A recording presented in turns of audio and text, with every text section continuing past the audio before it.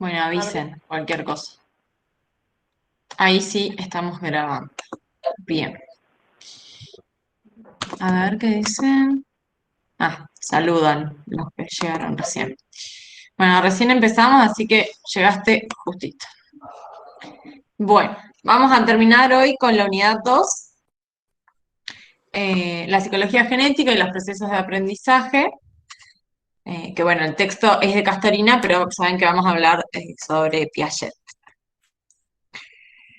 Bueno, primero un breve como recorrido de quién fue, ¿no? Ya venimos hablando de él, pero por las dudas vamos a hacer una refrescadita.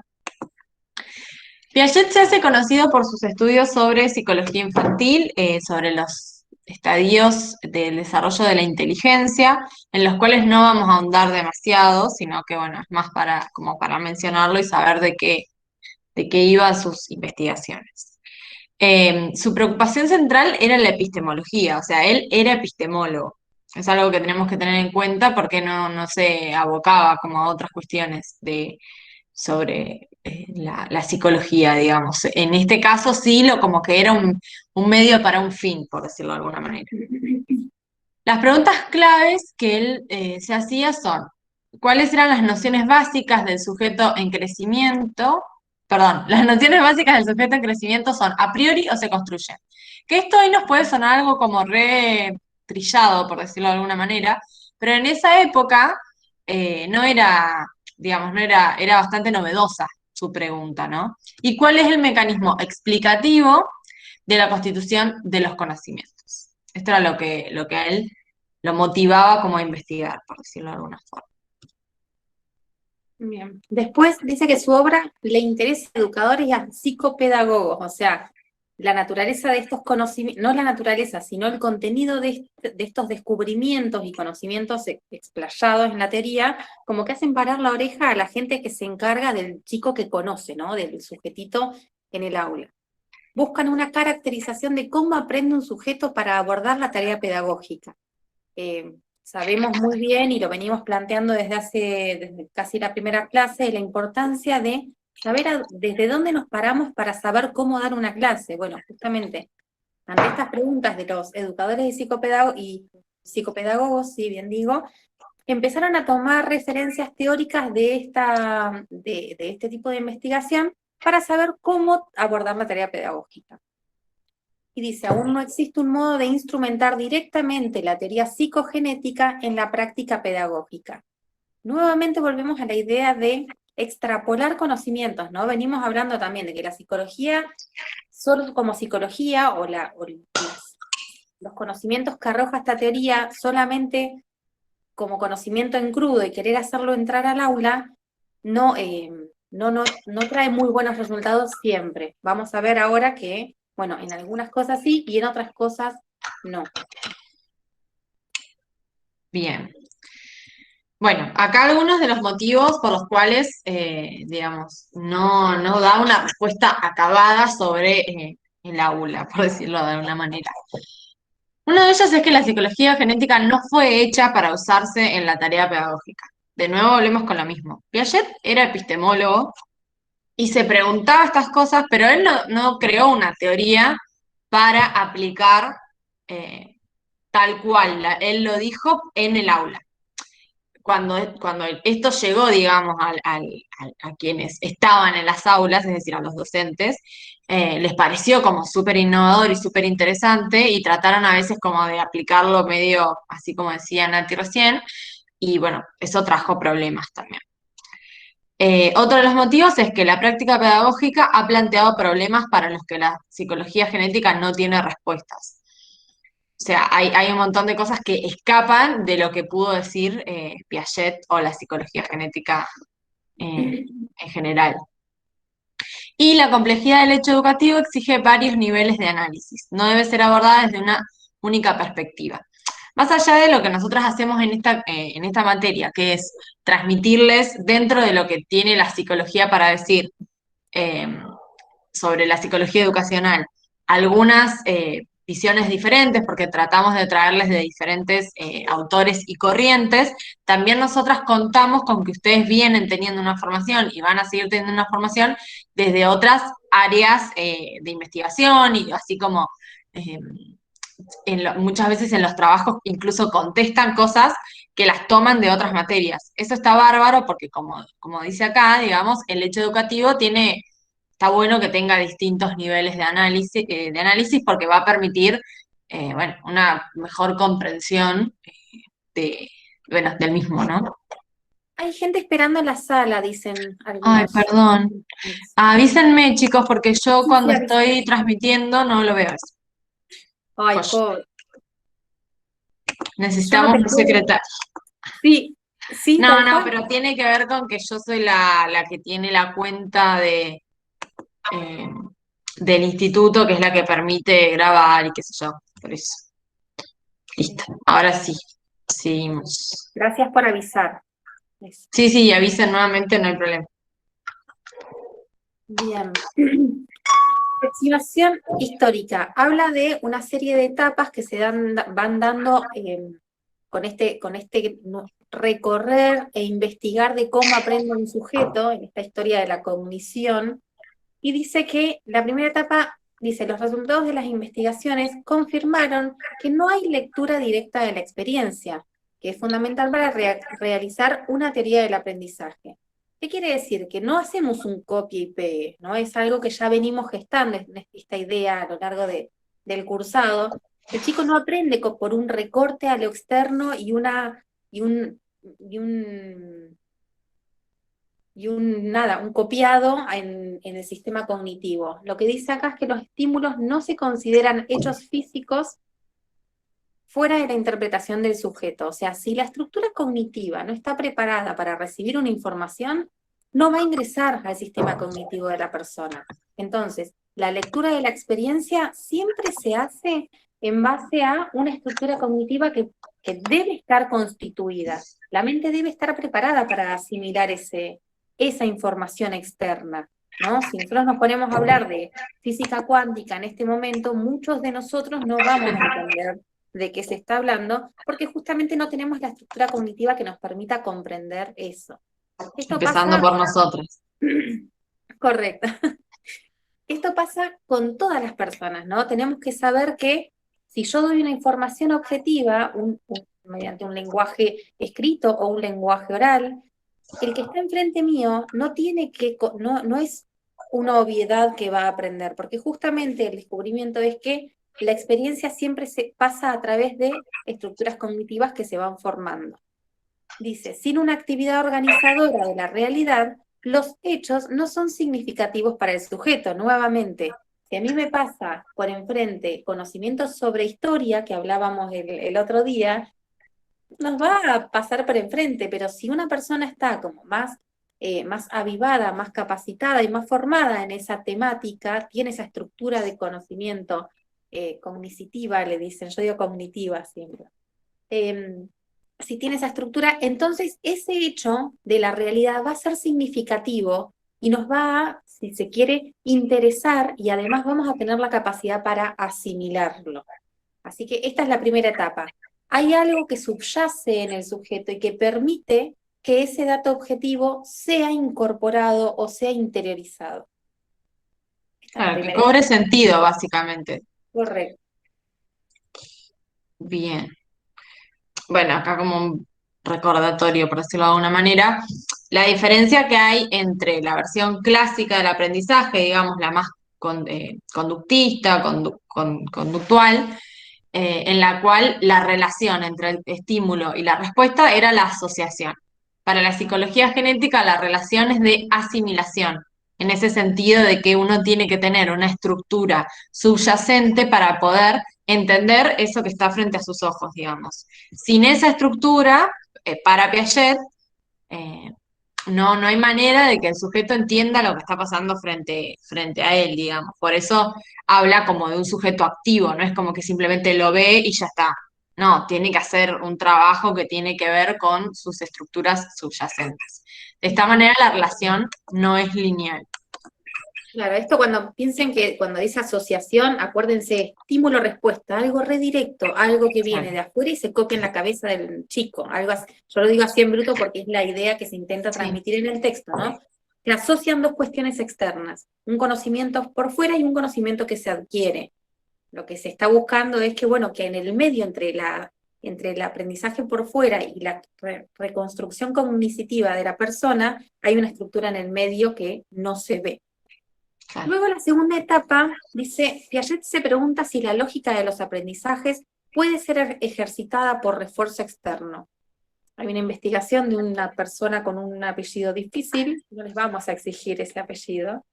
Ni Y la las investigaciones, no, ay, no, por favor, porque eso es bastante tedioso. Así que no se centren porque capaz se van a enroscar en el paso que hizo, no. En realidad, la idea es que después de eso podamos extraer las conclusiones, básicamente. Así es. Bien, y la conclusión de esta segunda etapa, que se pregunta a ver si se puede como buscar ejercitar o que se desarrolle antes de lo que espontáneamente se da, las conclusiones a las que llega es que hay un aprendizaje limitado por medio de la constatación empírica y que para utilizar los resultados de la experiencia hace falta comprenderlos o asimilarlos a estructuras preexistentes. El aprendizaje estructural está subordinado a los mecanismos de desarrollo espontáneo.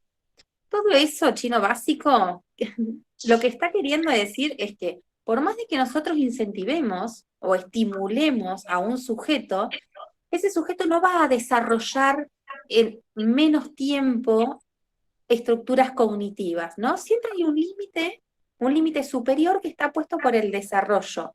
¿Se acuerdan? Es algo similar a lo que hablábamos la clase pasada sobre la condición necesaria pero no suficiente, ¿no? Podemos estimular desde el mundo social y vincular, pero si el niño no está, o el sujeto, no está aún capacitado, o no tiene las condiciones que, según Piaget, se constituyen de manera espontánea y a su tiempo, no vamos a poder incentivar el desarrollo en menos tiempo.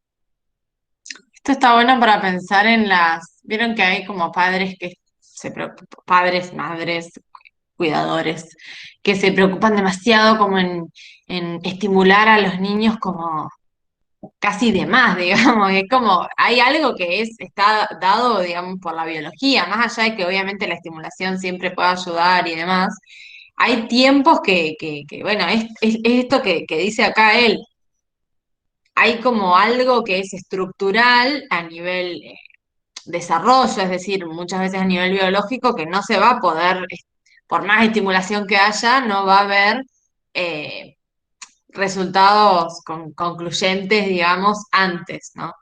Antes de tiempo. Y bueno, la tercera etapa de las investigaciones, algo que por ahí no sé si lo dijimos o si queda claro, tercera etapa, digamos, en las preguntas que se va haciendo el equipo de investigación de Piaget, digamos, ¿no? Ellos empiezan con unas preguntas, siguen con otras y en el texto se las separan en tres etapas, una cuestión de practicidad, por decirlo de alguna manera. En este momento de las investigaciones se centraban en esclarecer los mecanismos que explicaban el pasaje de un estadio estructural al siguiente, digamos, de una estructura cognoscitiva a la próxima. Y entonces ahí ellos se proponen, o sea, el grupo de investigación de Piaget se propone modificar la metodología en la que estaba estudiando estas cuestiones.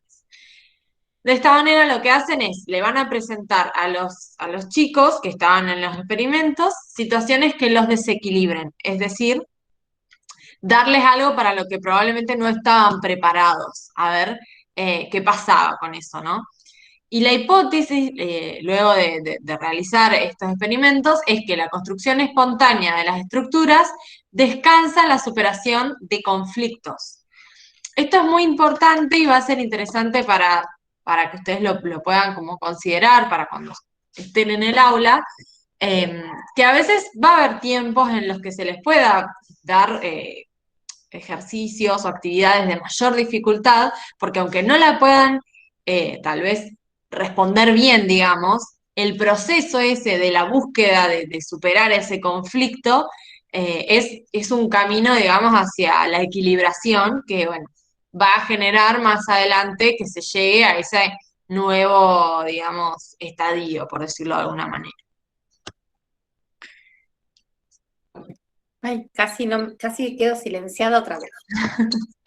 Bueno, dice, los niños forman sus estructuras resolviendo situaciones de conflicto cognoscitivo. Recuerden esto que decía Paz, o sea, ante un elemento que no se condice con la estructura o entra en conflicto, los niños de manera activa, como venimos sosteniendo el constructivismo, de manera activa deben resolverlo, ¿no? Es una fuente de progresos, entonces, los desequilibrios para que el sujeto, para...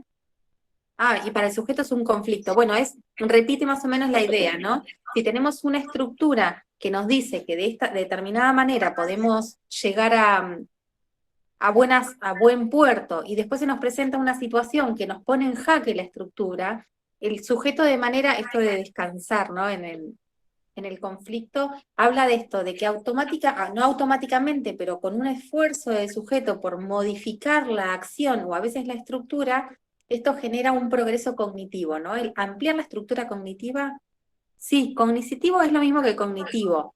Sí, Yo siempre lo digo cognitivo y en el texto aparece como cognicitivo, como quieran. sí, sí, son sinónimos. Sí, piensen que es como, hablábamos de una cajita que me lo han puesto en unos trabajos. Cajita no es un concepto científico, por favor. Piensen en que es una estructura donde van a ir metiéndose distintas ideas, distintos conceptos, distintas formas de hacer cosas, ¿no? La cajita de las matemáticas, por ejemplo. En vez de decir cajitas, digan estructura cognitiva o Cognoscitivo. Cono- cognoscitiva. Ay, gracias. No, no estoy acostumbrada a esa palabra. Voy a decir cognitiva, cognoscitiva, digan ustedes, pero nunca cajita. Pero la idea es eso, es encontrar como un paralelismo tangible, ¿no? Para representarnos qué es lo que le pasa en la mente a ese chico, o este es el sujeto que aprende de por Claro, sí. porque en realidad acá hablamos del niño porque las teorías de Piaget las hace sobre los niños, por eso tampoco nos enfocamos demasiado nosotros en estudiar los distintos estadios, porque los chicos que nos van a tocar en general van a estar en el último estadio, digamos, Es porque es a partir cierto. de los 12, 14 años. Entonces, nada, no tiene como mucho sentido centrarnos en esa parte. Bien. Entonces, piensen, estuvo buena esa pregunta porque, claro, en realidad nosotros mencionamos de distintas maneras la estructura cognitiva, el desarrollo cognitivo, lo cognoscitivo, es esa base que permite que el sujeto aprenda cierto contenido o no lo aprenda, ¿no? Ese campo mental, si se quiere, que le llamamos cognitivo o cognoscitivo, Sí, o sea, es básicamente como para que quede como sencillo, ligado al conocer, o sea, todo lo que tiene que ver con el conocimiento. No es mucho más complejo que eso, solo que, bueno, nos gusta hablar en difíciles a los psicólogos. Ah, yo estoy intentando simplificarlo. Por eso, porque si no, bueno, nada, nos enroscamos. Igual es cierto lo que dicen a ti, cuando lo escriben en un trabajo, traten más o menos de usar las palabras que usan los autores para Sí, que y que quede el como más. concepto de eso, el concepto de cajita lo hago yo para traer una cuestión más de un objeto que conocemos todos, Tal pero cual. no forma parte de un concepto científico y mucho menos debería estar en un documento. Eh, no pasa nada, pero bueno, está buena la pregunta de la compañera de cognoscitivo y cognitivo. Sí, tal cual. Entonces, esas estructuras son las que supuestamente está todo muy claro, se resuelve de esa manera, con esas acciones, con esa modalidad, y entra en crisis. Entonces, si ese elemento nuevo del exterior no puede ingresar a esa estructura, hay que modificar la estructura. Y en esa modificación es un desequilibrio, después se acomoda y se asimila y se acomoda, ¿no? En esos dos mecanismos, la estructura se transforma en algo más superior, donde puede responder a eso que antes no podía, ¿no? Cambia la estructura. Sí. ¿Ibas a decir algo? No, pensaba como el ejemplo de las puertas que les daba la otra vez. O sea, uno tiene, digamos, preparada la estructura cognitiva para lo que conoce. Cuando hay algo desconocido, tiene que hacer todo un trabajo que además muchas veces puede ser así de rápido en el momento y a veces puede costar. bueno, más esfuerzo porque es algo realmente que no encaja, digamos. O sea, eso va a depender como de la situación. ¿O no les ha pasado que en su historia, ¿no? De académica, que van pensando, van a tener una clase nueva sobre algo, están cursando, y mientras habla el docente, uno lo va siguiendo a través de su estructura cognitiva y dice, ah, esto lo debo relacionar con tal, tal, tal. Llega un momento de la clase que da un ejemplo o continúa con el desarrollo del concepto y uno se encuentra con que no es tan parecido a lo que yo venía construyendo. Entonces decís, bueno, lo pienso desde otro lado, con otras herramientas que ya tengo.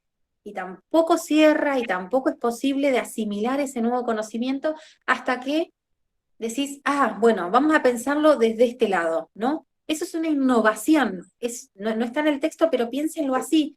Ahora tengo una otra posibilidad, otra manera de asimilar información, porque aprendí este concepto de esta manera. Y yo Sí, tuve un tal cual. crecimiento cognitivo, ¿no? Entonces, eso es el desequilibrio cognitivo. No entiendo, no sé cómo, entonces tengo que generar herramientas, ¿no? Crecí, me desarrollé cognitivamente por el desequilibrio este.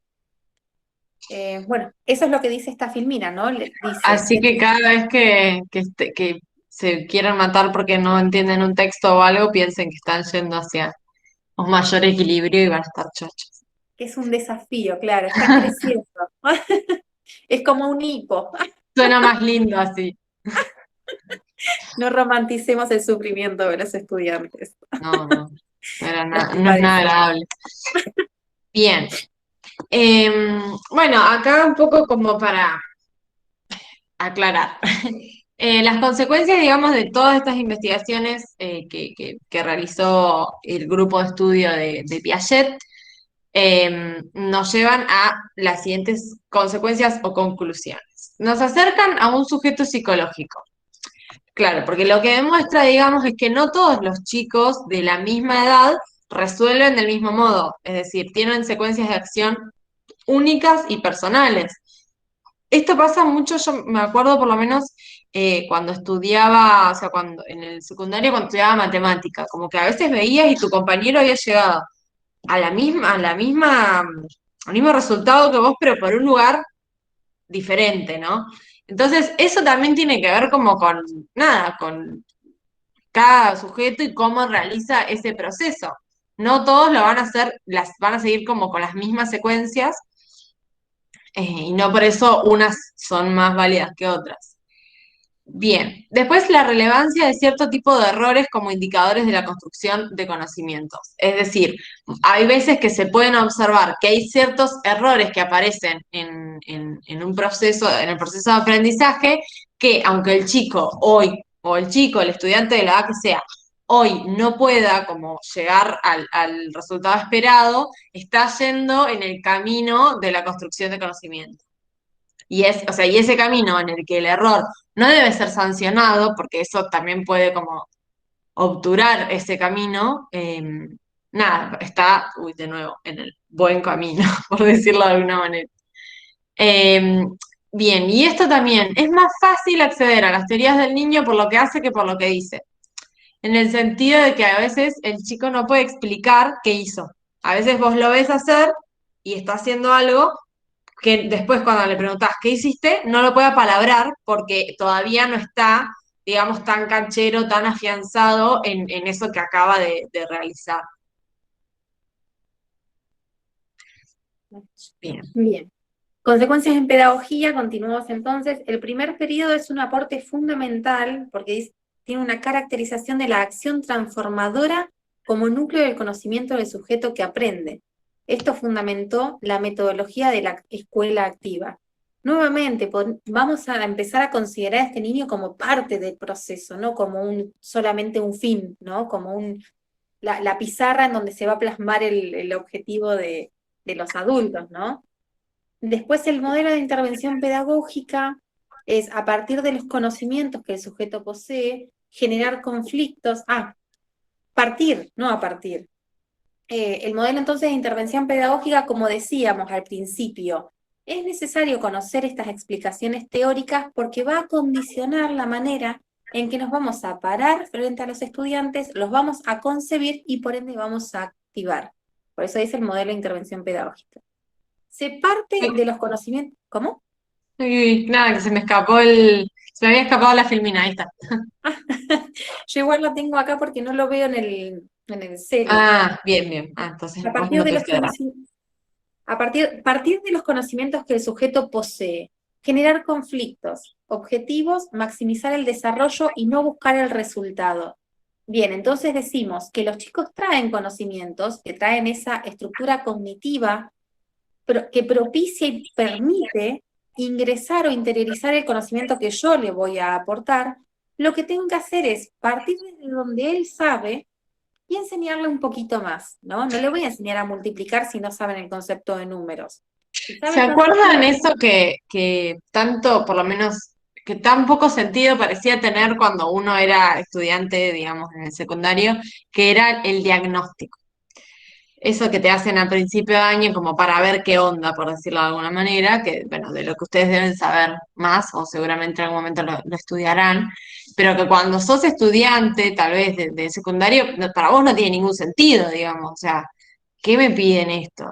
Bueno, como el primer día de clases. Y en realidad tiene que ver con esto, a ver, ¿en qué situación estamos? Porque bien sabemos que capaz en la currícula dice que en tercer año hay que saber X cosa, y capaz que en segundo año pasó otra X cosa por la cual no se dio todo lo que se suponía que había que dar. Entonces es como una herramienta para saber esto, qué sabe el sujeto y en general el curso, lo podemos pensar.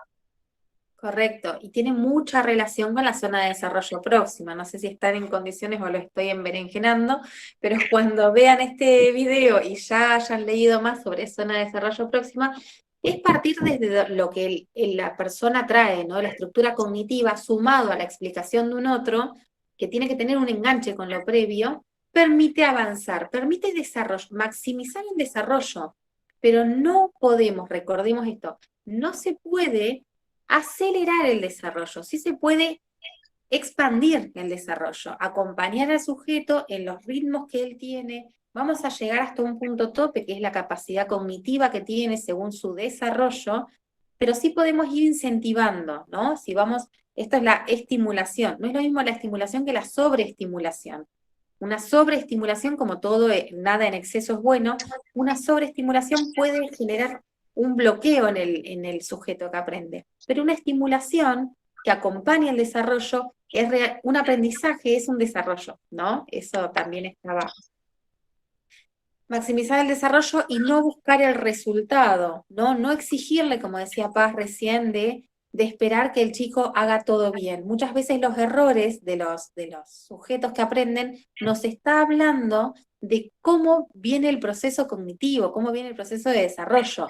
Y eso hay que dejarlo, ¿no? No es permitirle que digan Sí, sí. conceptos fuera de lugar, sino permitir que acompañar esto de un malentendido, perfecto, ¿cómo lo pensaste? ¿Cómo lo vamos a pensar? Quizás verlo desde este otro lado, ¿no? Generarle más herramientas y acompañar el aprendizaje para que genere desarrollo. Dice centrarse en el proceso de conocimientos aceptando las soluciones erróneas, que es lo que acabamos de desarrollar. Dice, la conclusión pedagógica, acorde con la teoría psicogenética, debería ser la maximización del desarrollo y no su aceleración. Bueno, esto yo ya lo dije Sí, al inicio, lo pero spoileaste. sí.